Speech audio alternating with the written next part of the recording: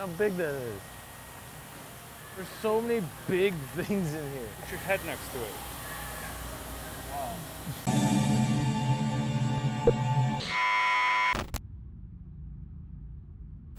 So where are we at? So this is the dyno test prep area. This is where they're setting up whatever product they're going to be testing. So you can see we got some sensors in here that's going to allow them to check for things like temperature. They actually have a temperature thermocouple in there. We're also drilling holes in the pads to put sensors so we can actually measure the temperature internally of the brake pads. Yeah, if everything's heated up. So you throw these on before you go to the dyno then? Yeah, so these are marked with the type of testing. So this is an NVH testing, so we're going to be testing noise, vibration, and harshness with a certain compound. You can see this has a certain test, an SAE test that we're going to be running to get a specific result with a particular pad compound. A sheet through every test? Yeah, so what we tend to do is we choose a very common rotor and pad combination. So it would be like a Ford Taurus or a Crown Victoria or an Explorer, something that would have maybe some police options as well as just daily driving usage. And so with that, we can test any range of compounds and get a really good idea of where our stuff stands, where other competitors stand, and if we're validating new product, to see how it compares against what we've already run. So we generally run tests on things that have a lot of history, so we have a lot of data to compare against. So this is our 5-axis machine. This is our most advanced machining tool right here. So all of our fully machined racing lightweight calipers are done on this machine. We bring in our calipers as a forging. So they're forged and pre-machined from our supplier, and then we bring them in and do all the final machining. So that includes things like the bore sizes and any additional weight reduction measures. So you can see on this caliper here, compared to the starting caliper, there's quite a bit more material removed in this area and here. There's some little pocketing in that area. So we still haven't machined the piston bores in this caliper, but we've done all the precursor machine work to turn this into one of our trophy calipers, which are lightweight motorsport parts. The Camaro project itself is going to be using what's called the near net. So this is coming off the as forged design. We've machined the piston bores. In the case of the Camaro, we had to do a different piston size combination because you guys aren't using a booster anymore. So we had to spec out a different size for that. But we're doing all that machining in-house. And that's really what sets StopTech apart, is we can specify the piston combination to work properly with an OE master cylinder, ABS system, traction control, all that stuff. Or we can accommodate a non-boosted manual system like you see on a muscle car or in a race car. Right, yeah, just looks beautiful. It's so nice. You see what they got over here? I think this is going to be hats and brackets.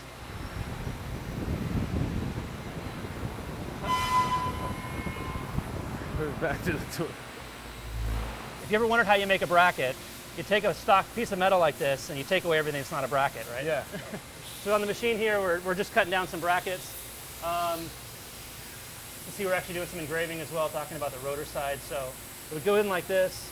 The machine work would get done on one side, we'd flip it over, do the final machining on the other, and that goes out for to be anodized, plated, and then we do the final assembly down the road. That's rad.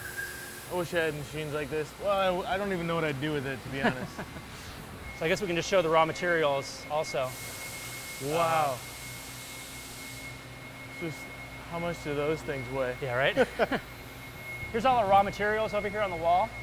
So we have a number of different round stock and bar stock sizes for things like hats, brackets, and even billet calipers. Yeah.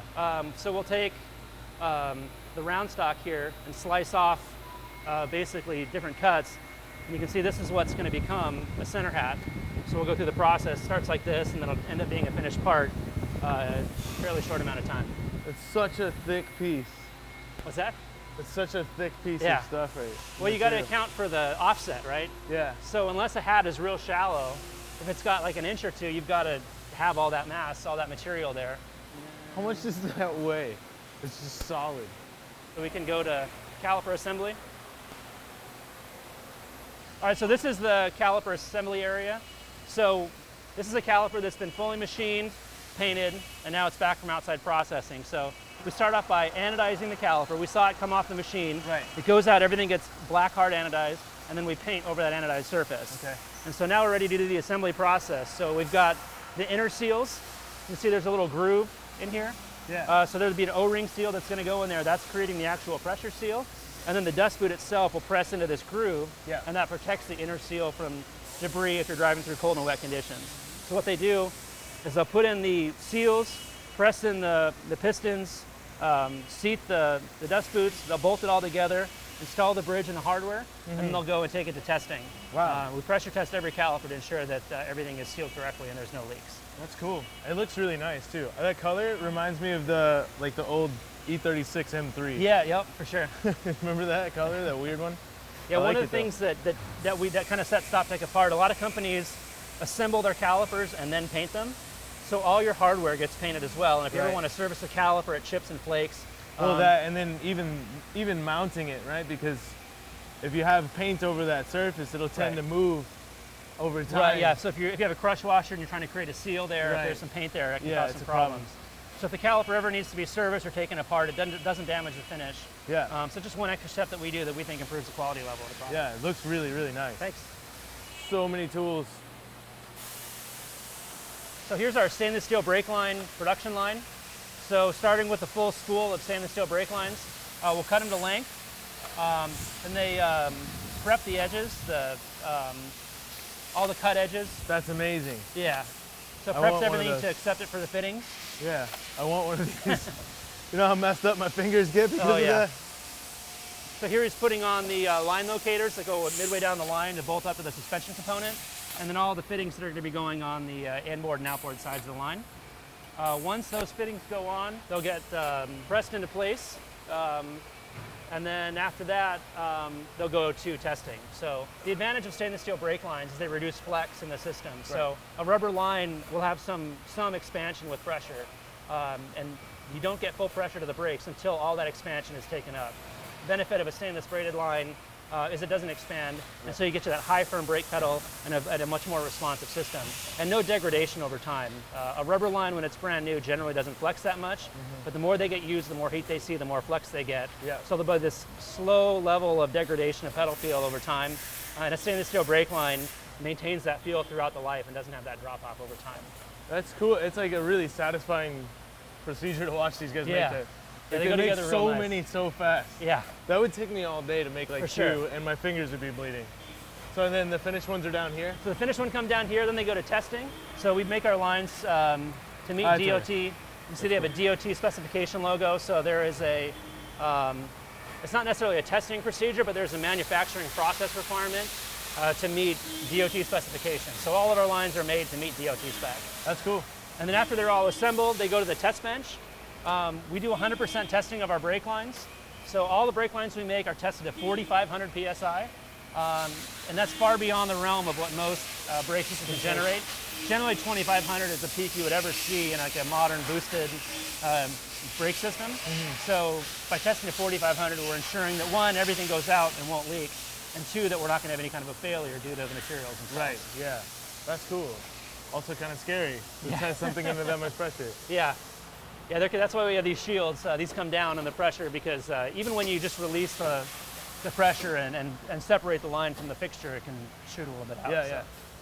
So this is our rotor machining center. So this is where we do all the slotting and drilling for our sport rotors. Yeah. So if you're ever going to be doing pads and rotors for a car with stock calipers, we also have a complete line of pads and rotors and brake lines to work on stock calipers, not just big brake kits and race cars. Right. So, we have a range of machines here doing all of the slotting and drilling for our sport rotor program. We're doing all these in-house, and with these machines we can do all the different patterns that we make. So we're bringing over the premium centric blank. This is a beastly F350 rotor, something here. In just a second he's going to run a drill pattern on this. We'll see him load it up, run the pattern, and it'll be good to go. So how many of these do you guys do a day? It varies depending on what the stock levels are and what orders are, but I'm sure we're doing a few hundred rotors a day, at least. It's wild. That's a really fun process to watch. Yeah, very, very satisfying. Yeah, one of the things too about drilling the rotors is you have to be really careful with the vane design because you don't want to drill through the vanes. So you always have to set up the rotor to be right in the right position so you're not drilling through the internal vane structure. Right. So many machines in here. Yeah. Maybe we can go back to the rotor cell. That's where the actual race rotors are. They start with a real gnarly raw casting, and then we grind them flat, balance them, do an edge cut, and then do all the slotting and drilling. So cool. That's what that setup is over there. So here's a freshly finished part. You can see that this diamond tip edge that we have on our slot, we're actually bringing the tool in at an angle, coming down at an angle and pulling back out. and that helps to get this diamond edge tip, which helps reduce stresses, reduce the chance of cracking. Same thing with the drill holes. We do a chamfer or counterbore, which also helps to reduce stresses, relieve stresses, and reduce the chance of the rotor cracking. That looks amazing. Cool process to see too with that machine. Yeah. That uses a lot of coolant.